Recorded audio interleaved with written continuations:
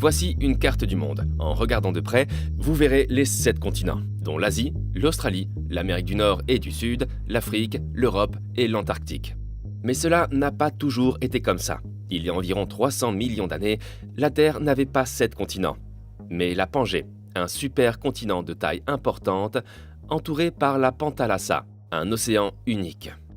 Jusqu'à il y a environ 200 millions d'années, au cours de la période Triasique, la Pangée était le seul continent sur Terre. Puis elle a commencé à se fragmenter. La Pangée s'est divisée en 2 continents, la Eurasie et le Gondwana, au cours du Trias. Le plus petit continent, la Eurasie, a migré vers le nord et s'est finalement divisé en ce que l'on appelle aujourd'hui l'Europe, l'Asie et l'Amérique du Nord. Le plus grand, le Gondwana, s'est divisé pour former les continents modernes d'Amérique du Sud, d'Afrique, d'Australie, d'Antarctique, du sous-continent indien et de la péninsule arabique, qui représentent ensemble près de 2/3 du continent moderne. Beaucoup de gens ignorent que le Gondwana s'est également divisé en une autre partie. Une partie que les chercheurs ont mis 375 ans à trouver, devenant ainsi le 8e continent du monde qui les avait attendus sous l'océan pendant tout ce temps. Comment ce continent a-t-il vu le jour? Qui y habitait autrefois? Et depuis combien de temps est-il immergé? Rejoignez-nous pour explorer la nouvelle découverte insensée des scientifiques d'un continent caché sous l'océan. Abel Tasman était en mission en 1642. Ce marin hollandais chevronné était certain que l'hémisphère sud abritait un immense continent et il était déterminé à le trouver. Les Européens avaient la conviction inébranlable qu'il devait y avoir là une masse terrestre assez importante qu'ils ont nommée de manière préventive Terra Australis, pour équilibrer leur propre continent au nord. À l'époque, cette région du monde était encore largement mystérieuse pour eux. La fixation existait depuis l'époque des anciens Romains, mais elle n'allait être mise à l'épreuve que maintenant. Tasman a donc quitté le port indonésien de Jakarta le 14 août à bord de 2 petits navires et a navigué vers l'ouest, le sud, puis l'est, jusqu'à l'île du sud de la Nouvelle-Zélande. Sa première rencontre avec les habitants de Maori, qui seraient arrivés dans la région des centaines d'années plus tôt, n'a pas été un bon départ pour lui. Le deuxième jour, certains d'entre eux sont partis en canoë et ont éperonné un petit bateau qui transportait des messages entre les navires néerlandais. 4 Européens sont morts.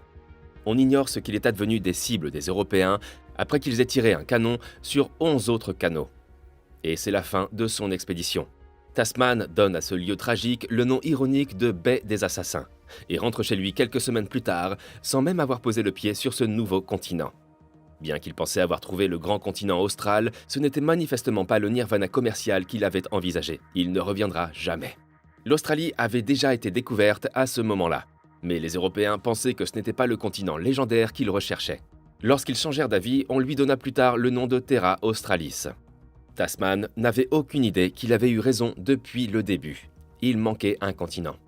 Lorsqu'une équipe de géologues a révélé la découverte de Zélandia, elle a fait la une des journaux. Elle fait environ 6 fois la taille de Madagascar et s'étend sur 4,9 millions de kilomètres carrés. 1,9 million de milles carrés. L'équipe a audacieusement déclaré qu'il y avait plus de 7 continents, alors que les encyclopédies, les cartes et les moteurs de recherche avaient longtemps affirmé qu'il n'y en avait que 7. Mais comme nous pouvons le voir maintenant, il y en a en fait 8. Le plus récent est le plus petit, le plus mince et le plus jeune du monde entier, pulvérisant tous les records précédents. Seul un petit nombre d'îles, dont la Nouvelle-Zélande, dépasse des profondeurs de l'océan, dont elle constitue 94%. Pendant tout ce temps, il s'est caché à la vue de tous. Mais ce n'était que le début. 5 ans plus tard, le continent reste mystérieux, ses secrets étant soigneusement gardés sous 2 km d'eau. L'un des plus grands domaines marins du monde a été libéré lorsque le continent a été finalement révélé au monde. Outre la Nouvelle-Zélande, le continent comprend l'île Lord Howe et la pyramide de Bâle, 2 territoires australiens mineurs, ainsi que l'île Nouvelle-Calédonie, une colonie française connue pour ses lagons étonnants. Un explorateur du XVIIIe siècle a affirmé que ces derniers semblaient ne pas être plus grands qu'un canoë. Zélandia faisait autrefois partie du Gondwana, un supercontinent qui couvrait autrefois la totalité de l'hémisphère sud et qui s'est formé il y a environ 550 millions d'années. Il était situé dans un coin à l'est, à la frontière de plusieurs autres pays, dont la totalité de l'Australie orientale et la moitié de l'Antarctique occidentale. Puis, il y a environ 105 millions d'années, Zélandia a commencé à se désagréger, selon les experts, en raison d'un processus que nous ne comprenons pas encore complètement.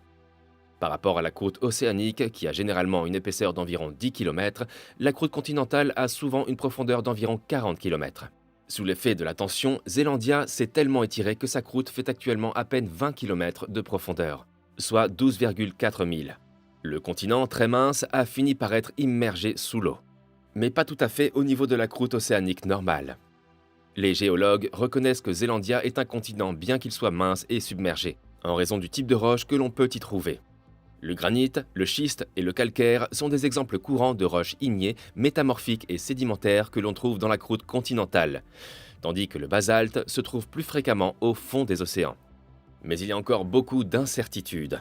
Le 8e continent fascine particulièrement les géologues et laisse quelque peu perplexes en raison de ses débuts particuliers. Par exemple, on ne sait toujours pas comment Zelandia, qui est extrêmement mince, a réussi à maintenir son intégrité et à éviter de se briser en quelques petits micro-continents. Une autre question non résolue est de savoir quand exactement Zelandia a été submergée et si la terre ferme y a jamais existé. Les crêtes, qui sont actuellement au-dessus du niveau de la mer, ont été créées lorsque les plaques tectoniques de l'Australie et du Pacifique sont entrées en collision. En conséquence, la question de savoir ce qui a vécu à cet endroit se pose. Le Gondwana lui-même abritait une flore et une faune diversifiées, dont les premiers animaux terrestres à 4 membres, et plus tard, une abondance de plus grandes créatures ayant jamais vécu, les titanosaures. Elle bénéficiait également d'un climat doux et d'une superficie de 101 millions de kilomètres carrés. Par conséquent, leurs restes préservés pourraient-ils être éparpillés dans les roches de Zelandia? Les restes de plusieurs animaux terrestres fossilisés ont été découverts en Nouvelle-Zélande dans les années 1990, notamment l'os costal d'un dinosaure géant à longue queue et à long cou, un sauropode, d'un dinosaure herbivore à bec, un hypsolophodon, et d'un dinosaure à armure, un ankylosaure. Les animaux terrestres fossilisés sont rares dans l'hémisphère sud. Puis, en 2006, à 800 km à l'est de l'île du Sud, on a découvert l'os du pied d'un grand prédateur, probablement un type d'allosaure. Il est important de noter que tous ces fossiles ont été créés après la séparation de Zelandia du Gondwana. Ces îles ont pu servir de sanctuaire pendant que le reste de Zelandia était noyé, comme c'est le cas aujourd'hui, ce qui n'implique pas nécessairement que des dinosaures erraient sur la majeure partie de Zelandia. Rupert Sutherland, professeur de géophysique et de tectonique à l'Université Victoria de Wellington, affirme qu'il existe un long débat sur la possibilité d'avoir des animaux terrestres sans terre continue et sur le fait qu'ils auraient péri sans cette terre. Le kiwi, un oiseau maladroit et incapable de voler, doté de moustaches et de plumes qui ressemblent à des cheveux, était l'un des habitants les plus étranges et les plus adorés de la Nouvelle-Zélande, ce qui ajoute de la complexité à l'intrigue. Curieusement, son plus proche parent n'est pas le moa, qui appartenait au même groupe que les ratites et vivait sur la même île jusqu'à son extinction il y a 500 ans. Les scientifiques pensent plutôt que son parent le plus proche est l'oiseau éléphant, encore plus grand, qui a rôdé dans les forêts de Madagascar jusqu'à il y a environ 800 ans. Grâce à cette découverte, les scientifiques pensent désormais que les deux oiseaux descendent d'un ancêtre unique qui vivait sur le Gondwana. Il a fallu 130 millions d'années pour que le Gondwana se désintègre complètement. Mais il a ensuite laissé des morceaux qui sont devenus l'Amérique du Sud, l'Afrique, Madagascar, l'Antarctique, l'Australie, la péninsule arabique, le sous-continent indien et Zelandia. Il s'ensuit qu'au moins une partie de Zelandia, aujourd'hui submergée, a pu rester au-dessus du niveau de la mer pendant tout ce temps. Sauf que l'on pense que le continent entier, et même peut-être toute la Nouvelle-Zélande, a été submergé il y a environ 25 millions d'années. On a supposé que tous les animaux et les plantes ont été colonisés par la suite. Que s'est-il passé alors ? Bien qu'il soit impossible de recueillir directement des fossiles sur le plancher océanique de Zelandia, les chercheurs ont commencé à forer dans ses profondeurs.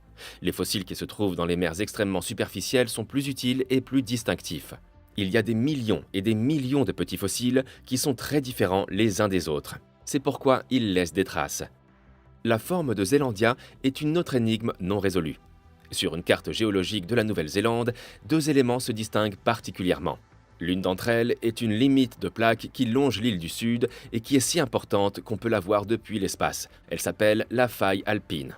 La seconde est que la géologie de la Nouvelle-Zélande est étrangement courbée, comme l'est celle de tout le continent. Les plaques tectoniques du Pacifique et de l'Australie entrent en collision, les divisant toutes deux le long d'une ligne horizontale.